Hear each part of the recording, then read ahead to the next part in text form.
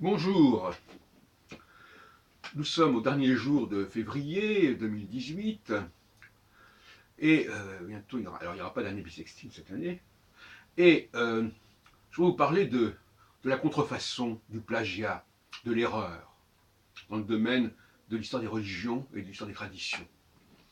Très rapidement, je ne vais pas prendre trop de temps là-dessus, mais on voit bien qu'il y a des gens qui n'ont aucune formation dans ce domaine, qui ne sont absolument pas préparés à prendre la mesure des erreurs de transmission, des erreurs d'interprétation, des traductions biaisées, etc., etc., et qui donc, par conséquent, par exemple, prennent une traduction française X ou Y et prennent ça pour de l'argent comptant, par exemple. Hein, alors qu'ils ne se demandent pas si la traduction française est correcte, il y a peut-être d'autres traductions plus correctes, ils ne reviennent pas au texte d'origine, ils ne se demandent pas à quel moment il peut y avoir eu des interpolations, des suppressions, des ajouts, etc., etc. Donc on est vraiment dans le monde des bisounours. Hein, voilà, c'est comme ça, c'est écrit comme ça. Voilà. Donc ça, c'est vraiment le tout petit niveau de gens qui n'ont absolument pas les moyens de remonter en amont et qui, par conséquent, prennent les choses comme on leur sert, voilà, sur un plateau, et puis qui discutent à partir de ça. Bon. Et ils ne se rendent pas compte qu'à ce petit niveau, leurs discussions n'ont aucun intérêt. Alors, j'ai mis sur le tapis un certain nombre de sujets dans toutes sortes de domaines, bien évidemment, et il est évident qu'il est utile de comparer les plagiats, de comparer les traductions, de comparer les interprétations, pour, pour pouvoir revenir à un état antérieur, par exemple. Si on considère que l'état antérieur est plus valable que l'état qui a suivi. Parce que l'état qui a suivi, c'est l'état des erreurs. C'est l'état des plagiats, c'est l'état des interpolations. Donc, prendre les choses telles qu'elles nous sont arrivées et parvenues, c'est valider et entériner toutes les manipulations qui ont pu se produire par rapport à un texte donné. Bon. Mais alors on va vous dire, oui, mais du moment que ça marche, ah oui, alors du moment que ça marche, ça valide rétroactivement toute la chaîne, hein, toute la chronologie, toute la généalogie. Voilà. Alors ça, c'est des petits arguments merdiques, il faut dire les choses comme elles sont, hein, de gens qui sont à un tout petit niveau et qui ne peuvent voir que, voilà, si ça marche pas, voilà. Par exemple, l'autre jour, on parlait de la question de la Vierge. Alors, la Vierge, je disais que la Vierge, il y avait une erreur d'interprétation et que dans Jérémie et dans Isaïe, la Vierge, c'est le peuple hébreu et c'est pas une vierge qui va avoir un gosse. Mais que si l'image veut que du peuple hébreu sorte un personnage, on emploie cette expression-là. Mais il ne faut pas la transposer littéralement en disant « Ah voilà, il y a un enfant qui est né d'une vierge ». On voit bien que c'est une plaisanterie. Bon. Alors, par rapport à ça, on répond « Oui, mais il y a eu les apparitions de la Vierge ». Au 19e siècle notamment. Donc ça prouve bien que la Vierge existe, etc. Bon, donc ce genre de discussion est assez stérile au bout du compte, parce qu'il y a toutes sortes d'explications pour une apparition, Fatima, la Salette, etc. Il y a toutes sortes d'explications qui... On n'est pas obligé de croire qu'il y a une Vierge véritablement, enfin peu importe. De toute façon, c'est pas au bout du processus que l'on va pouvoir valider quelque chose.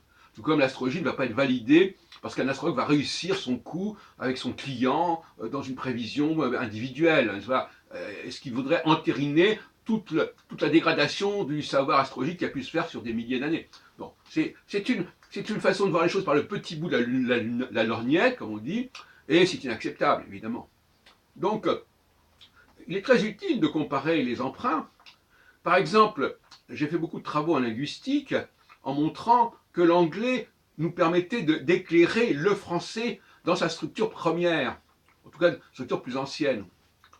Parce que si les Anglais ont compris certaines choses du français, c'était un français qui n'était peut-être pas le même que celui qu'on connaît aujourd'hui.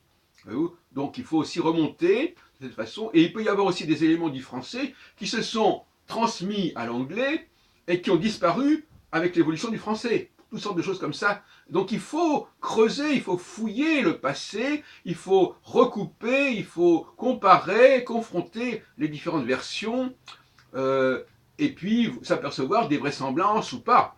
Par exemple, hier, je me suis heurté à quelqu'un qui disait, au café Philo McDo, je me disais, mais vous voyez bien que c'est un pluriel dans Moïse. Moïse, quand Dieu s'adresse à Moïse, il fait écho au Père, et pas au Père au pluriel, au singulier, mais au Père au pluriel.